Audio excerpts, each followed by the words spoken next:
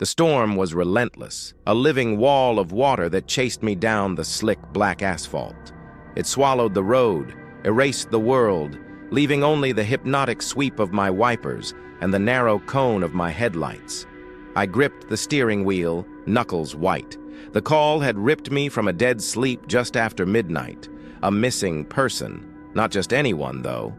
Evelyn Grant, the crime novelist whose books lined the shelves of millions, including my own. The storyteller who could weave suspense from thin air. And now, she was the mystery. Her last known location? A house she'd bought only 3 weeks ago, tucked away at the desolate end of Black Hollow Road. As I pulled up, the place loomed out of the downpour like a skeletal hand reaching for the sky. 2 stories of silent dread and shattered windows. No lights, no signs of life. Just the relentless, whispering crawl of rain down its weathered skin.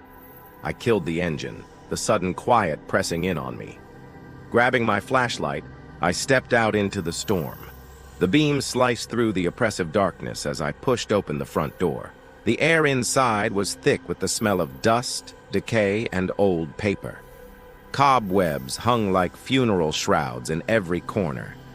In the center of the main room, on a heavy oak table, sat a half-drunk cup of coffee, cold and forgotten. Beside it, an open laptop glowed, its screen a lonely beacon in the gloom. The cursor blinked, patient and unnerving. I leaned in, my reflection a ghostly shape on the screen. The document was titled, "The Final Chapter." My breath caught in my throat as I read the first line. He enters through the back door, his coat is soaked, his eyes scan the empty room. A cold dread washed over me. No! I came through the front. But then I remembered I'd walked around the back first, checking the perimeter. The description was perfect. Those were my movements, my observations. How? This had to have been written days ago. "What the hell is this?" I whispered, the words swallowed by the oppressive silence. A floorboard creaked upstairs. My head snapped up, flashlight beam darting into the shadows. Nothing. Just the wind rattling the broken panes, making the old house groan and sigh as if it were alive. It felt like the house was breathing with me, its every exhale a gust of cold, damp air. I forced myself to turn back to the laptop, my hand shaking as I scrolled down. Paragraph after paragraph, Evelyn's words mirrored my reality. The way I pushed my wet hair back from my forehead, the glint of my flashlight on a dusty picture frame, the unsettling feeling that I was being watched. Then I reached the last typed sentence.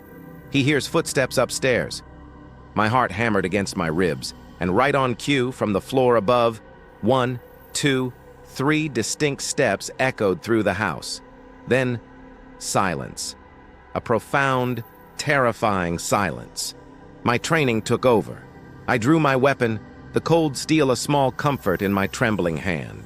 "Evelyn?" I called out, my voice sounding small and weak against the storm. The only reply was the soft, rhythmic tick of a clock from somewhere deeper in the house, counting down to... What? I took a tentative step toward the grand, dark staircase. As my foot hit the first riser, my light caught a piece of paper lying on the floor, half hidden under the desk. I bent down and picked it up.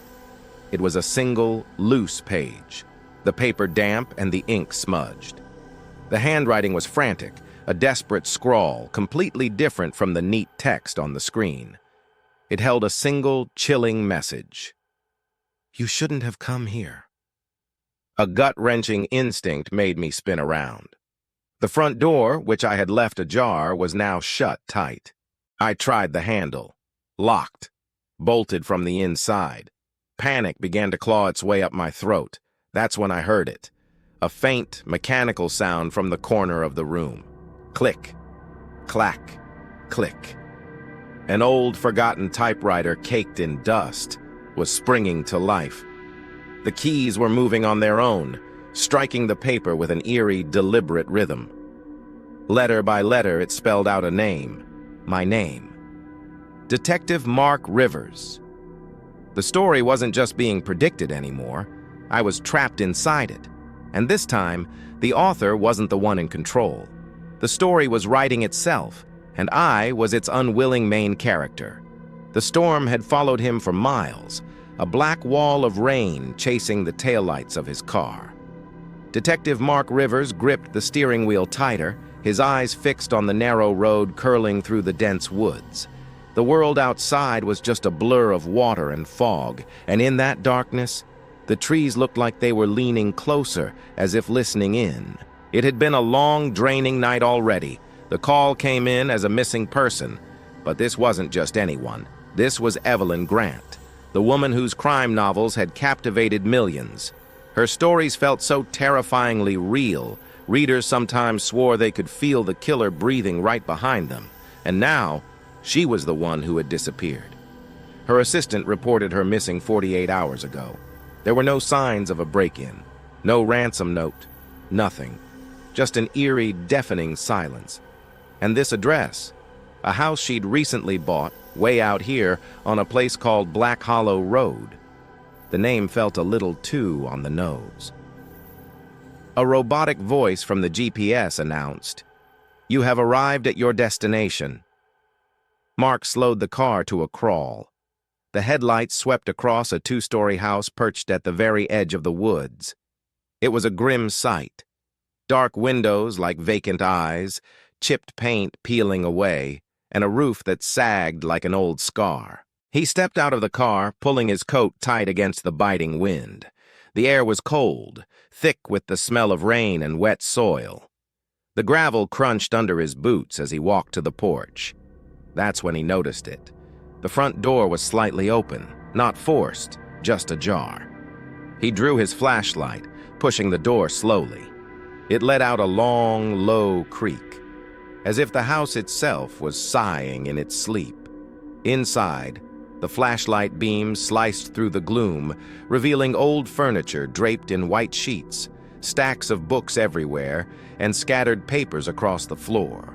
The silence was absolute, broken only by the steady ticking of a clock somewhere deep inside the house. Mark called out, his voice steady but low. "Evelyn Grant? This is Detective Rivers. Are you here?" No response. He moved cautiously through the living room. The fireplace was cold, but the air smelled faintly of burnt wood. It had been used recently. On the kitchen counter, he noticed a half-finished cup of coffee. It was steamless, but it wasn't old. Next to it, an open laptop, its screen still glowing faintly in the dark. Mark leaned closer.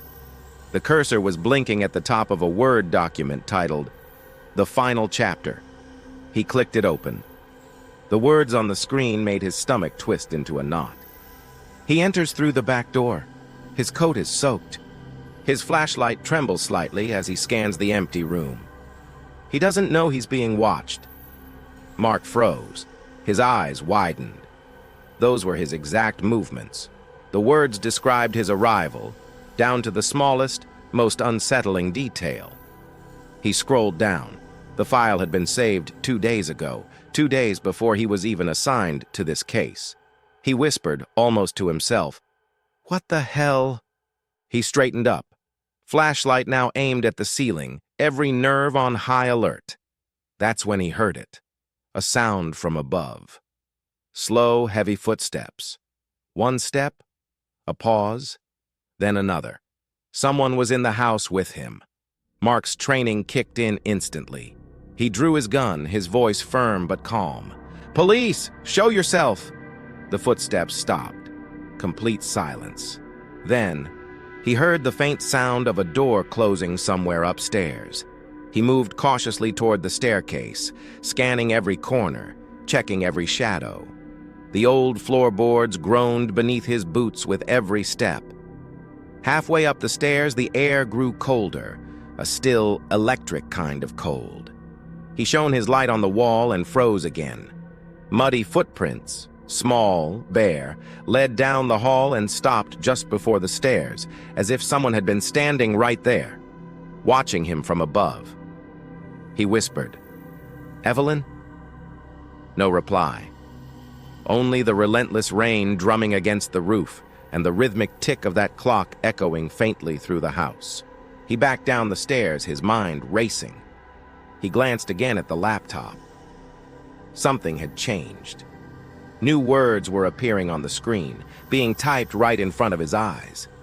He climbs the stairs to find the truth, but the truth is already watching him. His breath caught in his throat. The typing stopped. The cursor just blinked. And then another sound. Faint, metallic, like old typewriter keys clicking in the next room. He turned slowly toward the sound. In the corner of the room, there was an old typewriter covered in a thick layer of dust. But now one key was moving on its own. The letter M, then A, then R, then K. Mark. He stumbled back, his gun still drawn, his heart pounding against his ribs. And in that same instant, the room went completely dark. The only light came from the laptop screen, and the last line it displayed. The story begins tonight. Detective Mark Rivers had come to find a missing author, but the house on Black Hollow Road had been waiting for him, and somewhere in its shadows, someone, or something, was already writing his story. The house had gone quiet, a deep, unsettling kind of quiet. Detective Mark Rivers stood at the foot of the staircase, his eyes trying to pierce the heavy darkness that cloaked the second floor. Just moments ago, he'd heard it. The soft, deliberate thud of footsteps. Human footsteps. They were gone now, but the silence they left behind was even louder. He drew a steadying breath, his knuckles white around the grip of his flashlight, and started the long climb up. Each step seemed to cry out in protest, groaning under his weight as if sharing the house's long-held pain. The beam of his flashlight danced across the walls, illuminating wallpaper that was faded, torn, and peeling away like sunburnt skin. Underneath he saw them. Scratches. Tiny, frantic marks clawed into the plaster, a desperate testament to someone trying to escape. Reaching the top of the stairs, a long hallway stretched out before him, disappearing into shadow. Doors lined both sides, all of them shut tight, guarding their secrets. The air here was different. The smell of dust and old paper was thick, but underneath it all was something else. A faint, metallic tang. It was the smell of forgotten places, of things left to decay. Mark pushed open the first door. A guest room, long since abandoned. The mattress was stripped bare, and a large mirror on the wall was split right down the middle. He caught his reflection in the fractured glass. A man divided, broken in two. He quickly turned away and moved to the next door. This was a study. The floor was a sea of paper, yellowed newspaper clippings pinned to corkboards that covered the walls. His light drifted over the headlines, each one a jolt. Local woman found in woods. Killer still at large. Then another. Mysterious fire claims 3 lives. And another. The vanishing of Sarah Lewis. Police baffled. He leaned in, a cold dread washing over him. He recognized these stories. He'd read them before, not in the news, but in fiction. He pulled out his phone, cross-referencing the dates. Each headline, each tragedy, perfectly aligned with the publication date of one of Evelyn Grant's famous crime novels. Every murder, every disappearance, had happened exactly as she had described it in her books. A chilling realization whispered through his mind. She didn't make them up. She reported them. His gaze fell upon an old leather-bound journal on the desk. He flipped it open. The first page was filled with Evelyn's elegant, slanted handwriting. "They tell me stories before I write them," the entry began. "They whisper them in the walls. I don't know who they are, but they never stop." Just as he read the words, the ceiling above him groaned, a low, heavy sound, as if something large was shifting its weight. His eyes darted to the end of the hallway. There it was. The attic hatch. A simple cord dangled from it, an invitation into the darkness above. He pulled. The ladder slammed down with a sharp metallic clang that echoed through the silent house. A wave of cold air washed over him, far colder than the drizzling rain outside. He hesitated, just for a second, then began to climb. The attic was cramped, a graveyard of forgotten things. Dust-covered boxes were stacked high, a rusted trunk sat ominously in a corner, and a single small desk was tucked away by a grimy window. Dust motes danced in his flashlight beam, swirling like tiny ghosts in the air. And then he heard it, a faint, rhythmic tapping, soft, slow, and steady. Typing. It was coming from somewhere behind the far wall. He moved cautiously toward the sound, pushing aside old furniture. Hidden behind a stack of boxes was a door, barely visible in the gloom. He grabbed the handle and twisted, jammed. He braced himself and threw his shoulder against it. The old wood splintered, the hinges screaming in protest as the door swung open.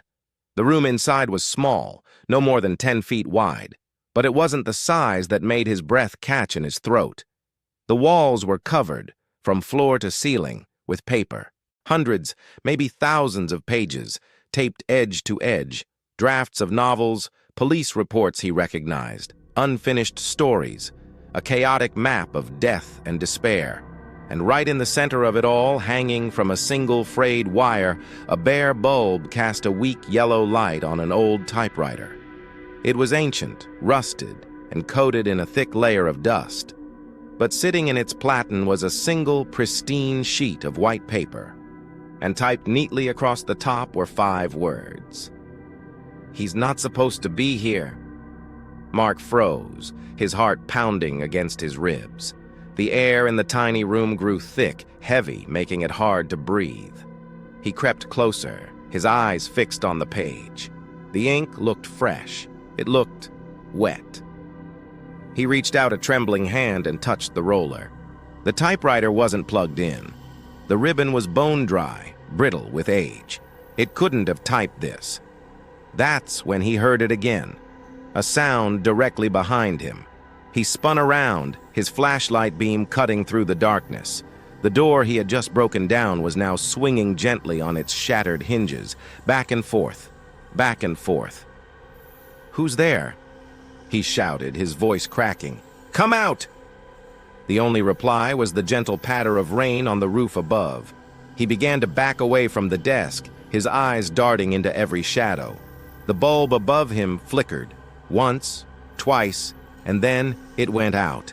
The attic plunged into absolute darkness, except for the frantic beam of his flashlight. Suddenly, a window to his left slammed shut with a violent crack that echoed like a gunshot. The room was now a black void. He could hear his own ragged breathing, loud and panicked in the oppressive silence. And then, a single, sharp click from the typewriter, the sound of one key being pressed by an invisible finger. Mark whipped the flashlight back toward the desk. The page was different. The first line was gone. Now, at the bottom of the once blank sheet, was a new sentence.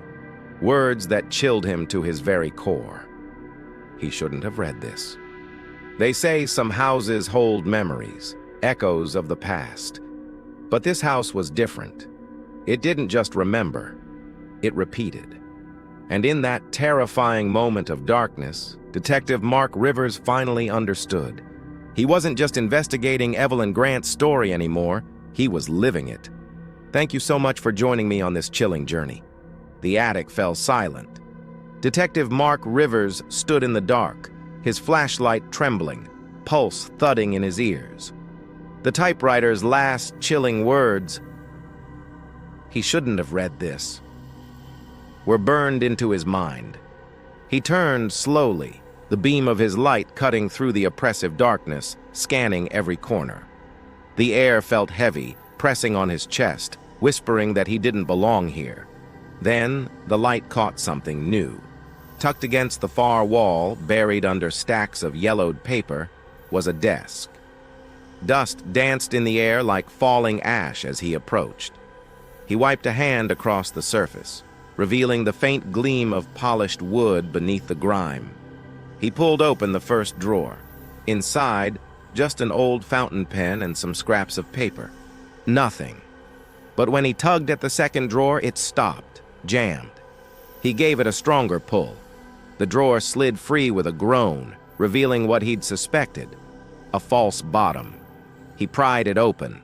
Inside, a hidden compartment held dozens of police files, all neatly tied with twine. The edges were old, some water-stained, but the titles were chillingly clear. Case number 2111, The Woodland Strangler. Case 302, The Harrow Bridge Fire. Case of 417, The Disappearance of Sarah Lewis. Mark's breath hitched. He'd seen these before, in her books. Every twisted story Evelyn Grant had ever written was right here, in raw, unfiltered police evidence. He flipped one open. Inside were real photos of victims, crime scenes, and handwritten notes that matched his own department's format. These weren't just drafts, they were real. And every single case had been solved after Evelyn's book about it was published, as if her fiction had somehow predicted the murders. His hands were shaking as he pulled the last file from the pile. The label on this one was different. Newer, clean, typed. Rivers Mark, 12 a.m. He froze. A cold dread washed over him as he glanced at his watch. 11:24 p.m. In the suffocating silence of the attic, the second hand ticked like a time bomb. Outside, the rain began to lash against the windows. A door creaked somewhere downstairs. Fumbling, he pulled out his phone and dialed his partner, Detective Helen Shaw. The call barely connected, hissing with static. "Helen, I'm at the Grant property," he said, his voice tense and urgent. "It's worse than we thought. She's been writing real murders, and now she's written me." Helen's voice crackled through the speaker, distorted. "Slow down, Mark. You're breaking up. What do you mean she wrote you?" "I found files. Real police files. One has my name on it, and a time." The line crackled violently.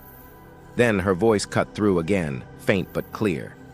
"I just pulled her background. Mark, you're not gonna like this.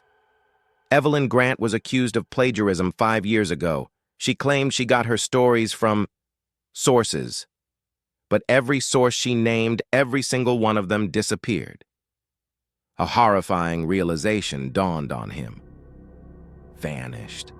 Like her stories ate them," he whispered. The line dissolved into a wall of static. He could just make out Helen's voice shouting, "Ark, get out of there!" And then, silence. He lowered the phone, staring at the screen. No signal. A sudden gust of wind rattled the attic windows, and behind him, the typewriter clicked. Just once. A single, metallic sound. He spun around, flashlight beam darting across the room. It was empty. He exhaled, trying to steady his nerves. It was just the wind. It had to be. But then, he heard it. Faint and low, right beside his ear. A whisper, a soft, female voice. "You're next." Mark spun, gun drawn, heart hammering against his ribs. The attic was empty, but the whisper came again. Not from beside him, but from the desk. The stack of folders fluttered, touched by an unseen hand. Papers shifted, rustled, rearranging themselves. He took a hesitant step closer as one file slid free from the pile, opening on its own. His name. The same label. But now, new words had appeared beneath it, typed neatly in blood-red ink. Location: Black Hollow House. Time: 12:00 a.m. Status: pending. His eyes darted to the attic door. The ticking of his watch seemed to grow louder, echoing through the house, each tick a step closer to his fate. Every investigation begins with evidence. But what happens when the evidence starts writing you back? Mark checked his watch again. 11:47 p.m. 13 minutes left until midnight. 13 minutes until the file came true. He came here looking for a missing author. Now, he was about to become the final terrifying page of her last story. What would you do if you had only 13 minutes left? Let me know in the comments below. And if you love stories that keep you up at night, Don't forget to hit that like button and subscribe for more chilling tales. The attic was colder now. The kind of cold that didn't come from the weather. It came from something else. Something alive. Detective Mark Rivers stood motionless, the word pending still glowing in his mind like a curse. Then, out of the corner of his eye, he noticed it. Something glinting beneath the piles of papers on Evelyn's desk. A small cassette recorder. Old. Heavy. Covered in a thick layer of dust. Its label held only one word, written in faded ink, almost smudged by time. Confession. Mark's breath clouded in the frigid air as he picked it up. The metal was freezing to the touch. He turned it over, checking the back. It still had batteries, still loaded with a tape. For a long moment he hesitated. Every single instinct screamed at him not to press play. But curiosity and the faint, desperate hope for answers won out. He pressed the button.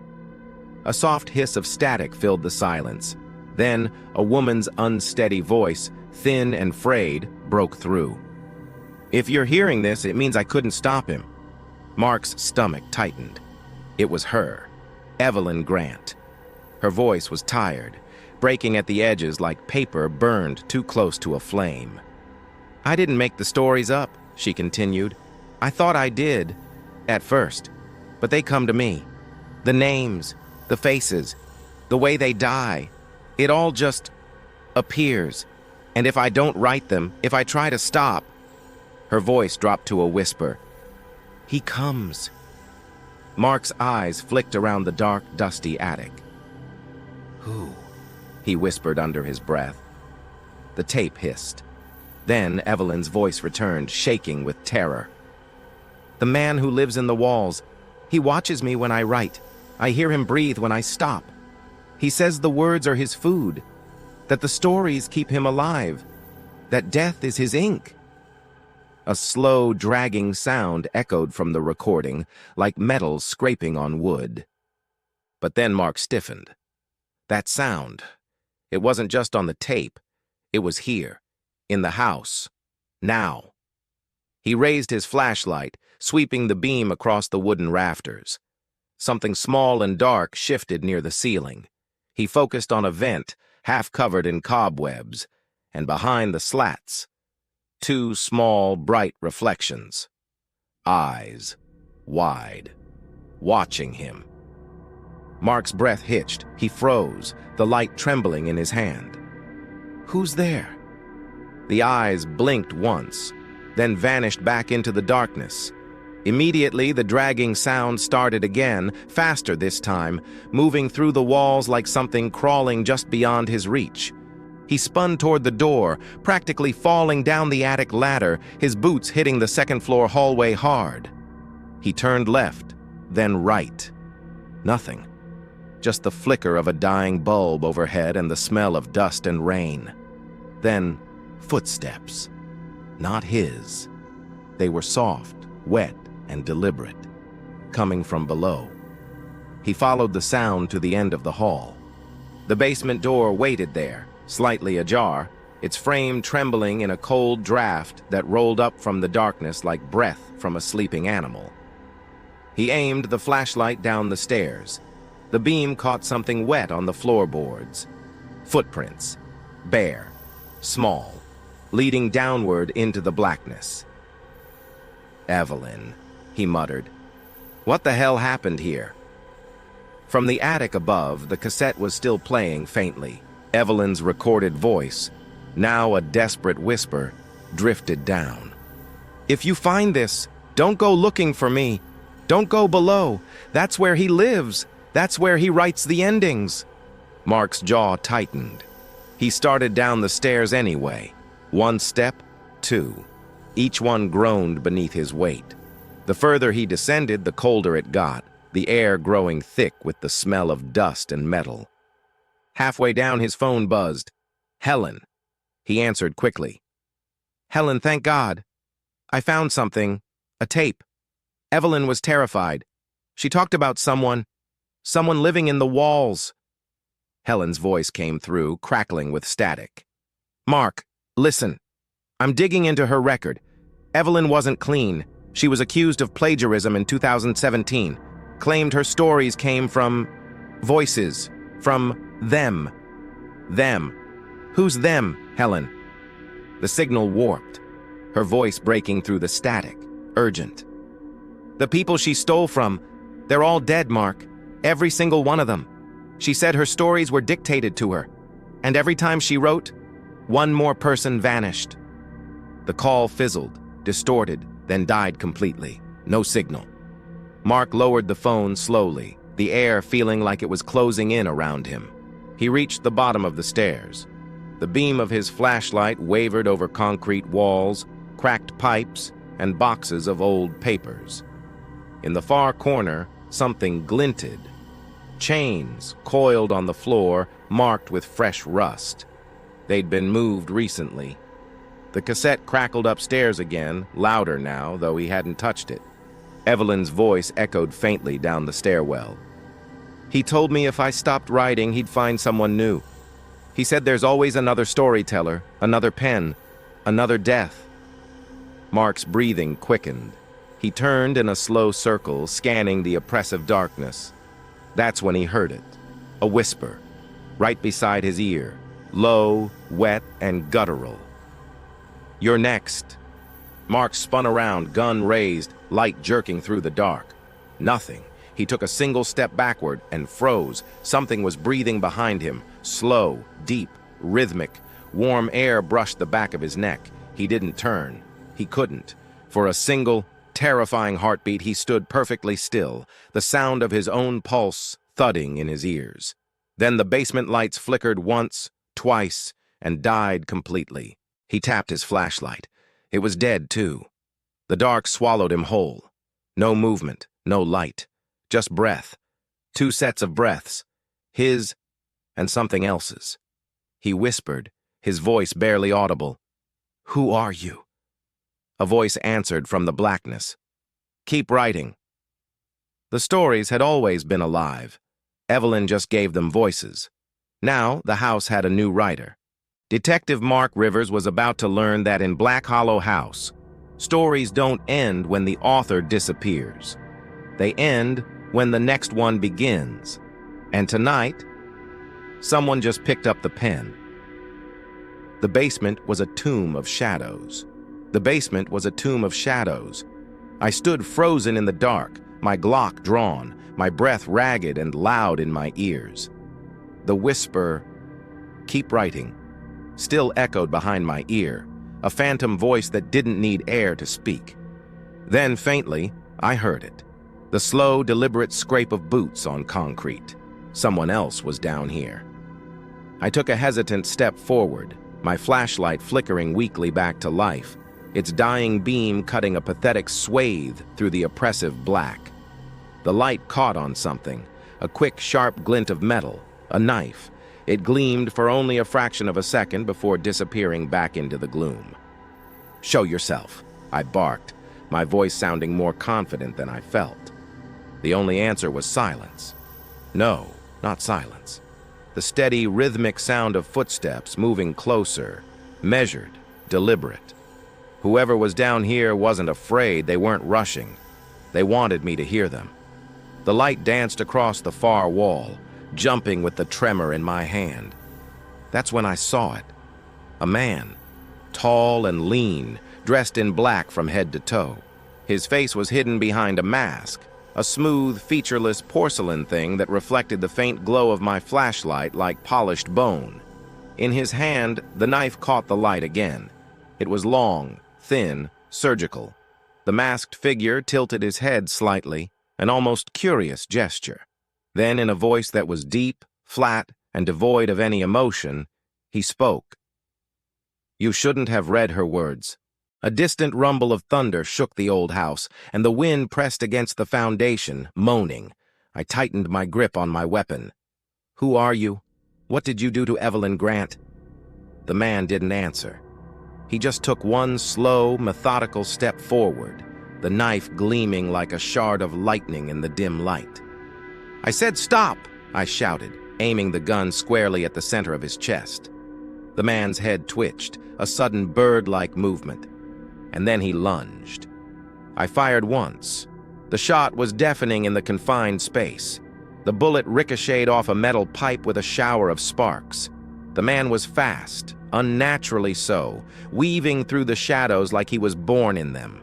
He struck out with the knife, and searing pain shot through my arm as the blade grazed my flesh. I stumbled back, swinging the heavy flashlight in a desperate arc. It connected with a solid thud. The man staggered.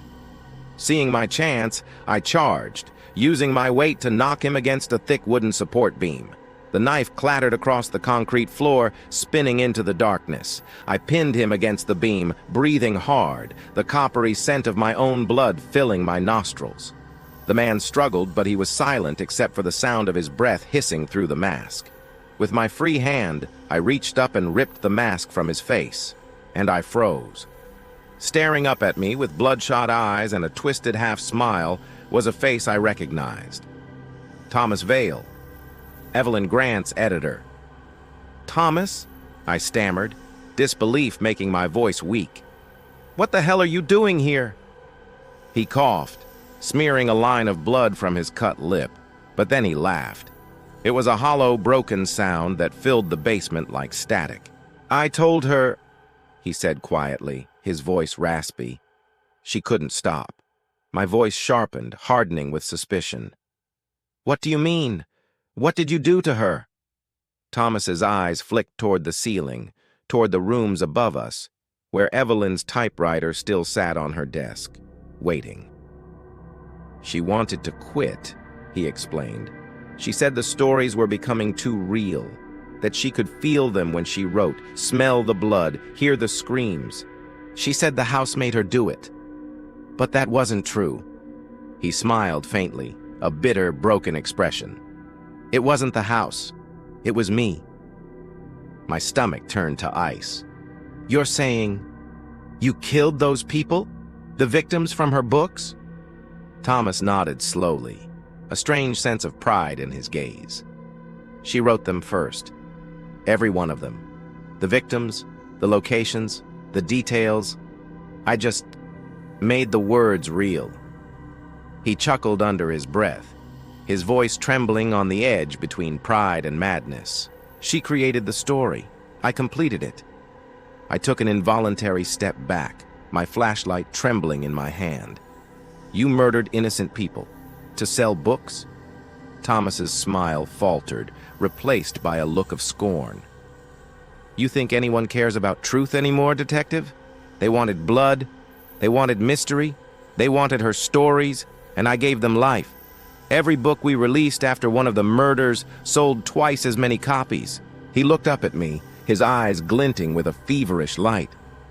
"She was scared of me. She tried to stop writing. So I wrote her last story for her. I told her what the ending would be." My jaw clenched so tight my teeth ached. "You killed her?" Thomas didn't deny it. He just whispered. "She begged me to stop. Said the man in the walls was real. Said he'd punish me if I kept writing." He looked around the dark basement, his voice suddenly shaking with a new fear. But I couldn't stop. The words kept coming. They told me what to do, who to choose next. And then he looked straight at me, his eyes wide. Then your name appeared. I raised the gun again, the barrel steady. "Why me?" Thomas smiled faintly, a defeated look on his face. "Because you read it. Because once you read her words, you became part of the story. That's how he works. He needs readers. Witnesses. You saw the ending, detective. Now you are the ending." Suddenly, a loud bang from upstairs made both of us freeze. The entire house groaned, a deep, low sound like it was taking a slow, rattling breath. Thomas's smug expression dissolved into pure terror. "He's here," he whispered, his voice barely audible. "He doesn't like interruptions." "What are you talking about?" I demanded, my own fear starting to rise. Thomas's eyes darted wildly toward the stairs. "The man in the walls. I thought he was just a story she made up, but he's real. He comes for the writers and the readers. He feeds on them. You have no idea what she unleashed in this place." I stepped forward again, pressing the barrel of my gun hard against Thomas's chest. "You're going to tell me everything now." Thomas's twisted smile returned, a look of grim, final defeat. "Oh, I'll tell you, detective, but it won't help you, because she wasn't the first." I frowned, my mind racing. "What?" Thomas leaned in close, his breath cold and metallic against my cheek. He whispered, "She wasn't the first, and you won't be the last." In that moment, everything happened at once. The flashlight in my hand sputtered, flickered, and died, plunging us into absolute blackness. I heard footsteps, fast, right behind me. I spun, aiming blindly into the void, but there was nothing, just empty, suffocating darkness. Then, a whisper, right against my ear, low and wet and intimate. A new voice. "Keep writing." And in that instant of pure, mind-shattering terror, I realized the story was no longer Evelyn's or even Thomas's. It had found its next author. And somewhere in the dark, between fiction and death, the man in the mask began writing again. Thanks for watching. This story was... I don't know how long I'd been standing in the dark. Minutes? Hours? Time had started to fold in on itself, a dizzying loop of breathing shadows and hollow echoes. The basement was empty now. Thomas Vale was gone. But the typewriter still whispered from somewhere deep inside this decaying house.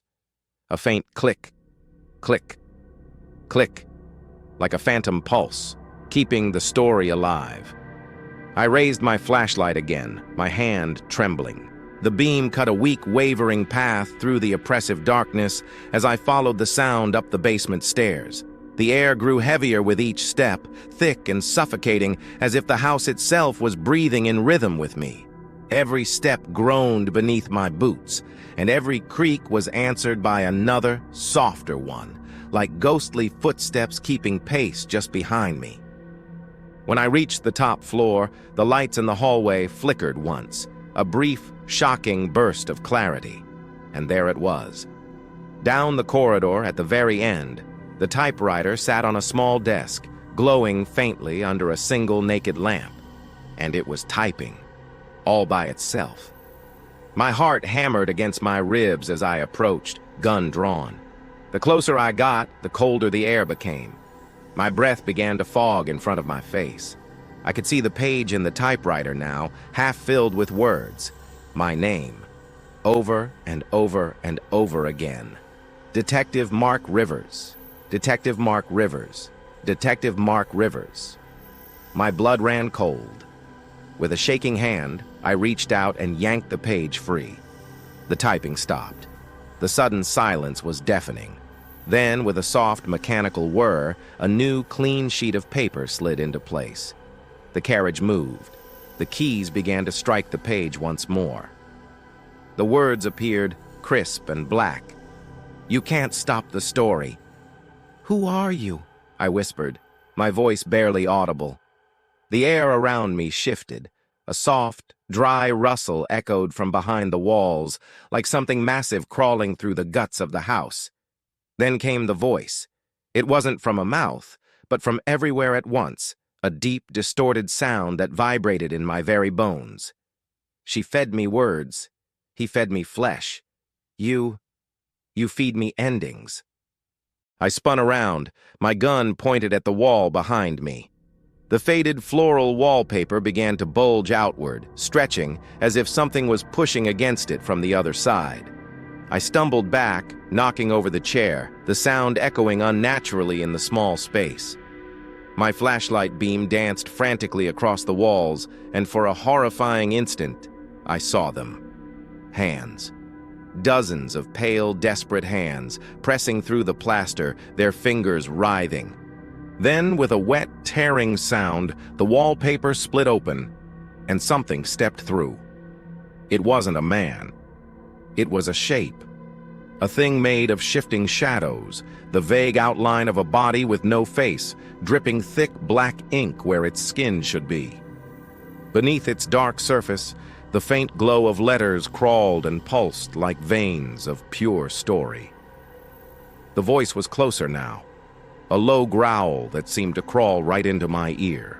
She wrote the truth. He killed for it, and you read it. That's enough. I raised my gun and fired. Once, twice. The bullets tore through the figure, ripping holes in smoke and shadow before embedding themselves in the wall behind it. The shape only laughed, a sound like an old, warped recording. "What do you want from me?" I shouted, my voice cracking with a terror I had never known. The answer came back, simple and final. An ending. The floorboards beneath my feet cracked and splintered. The air turned to static, crackling with unseen energy. The entire house trembled, the walls vibrating with hundreds of whispering voices, all chanting the same phrase in a maddening chorus. "Keep writing, keep writing, keep writing."